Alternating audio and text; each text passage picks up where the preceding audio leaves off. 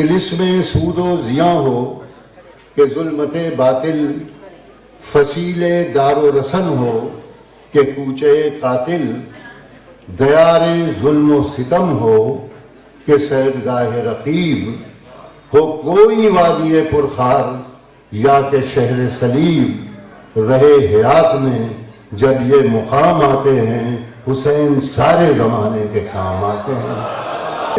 Doctor Jagannath Tripathi کی میں ان سے گزارش کر رہا ہوں کہ وہ تشریف لائیں اور اپنے خیالات کا اظہار کریں۔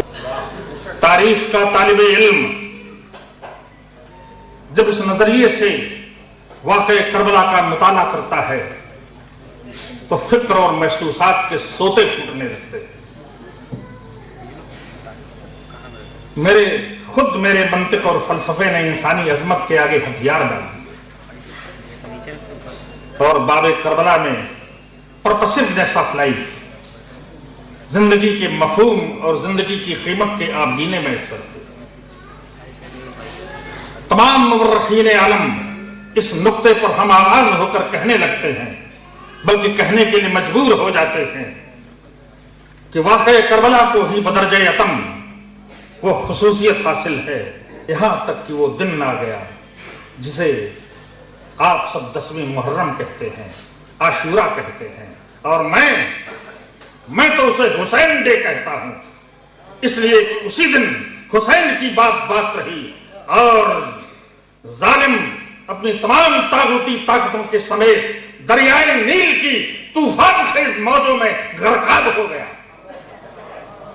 تو وقار خون شہیدان کربلا کی قسم، وقار خون شہیدان کربلا کی قسم، یزید مورچہ جیتا ہے، جنگ ہارا ہے، جنگ ہارا ہے، جنگ ہارا ہے۔ جناب ڈاکٹر اقتدار فاروقی صاحب سے گزارش ہے کہ وہ تشریف لائیں۔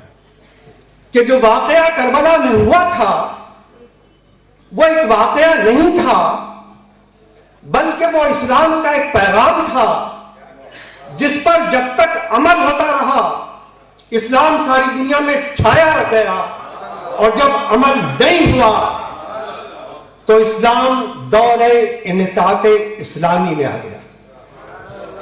جناب مصطفیٰ حسین کرمانی صاحب کرکٹ کے بہت ہی معروف کھلاڑی۔ اسلام ایک صورت ہے اور اس کا آئینہ حسین ہے۔ میں پوری دنیا کو یہ پیغام دینا چاہتا ہوں کہ اگر کردار رسول اور اسلام کو سمجھنا ہے یا کردار علی کے آئینے میں سمجھو یا کردار حسین کے آئینے میں سمجھو۔ گرو جگت حسین ہے ایسا نہ ہوئے کوئے، گرو جگت حسین ہے ایسا نہ ہوئے کوئے، ایسی مرنی مر گیا جو سنے وہ روئے۔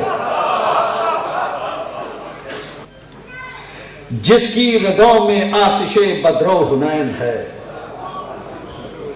جس کی رگوں میں آتش بدر و حنین ہے، اس سورما کا اسم گرامی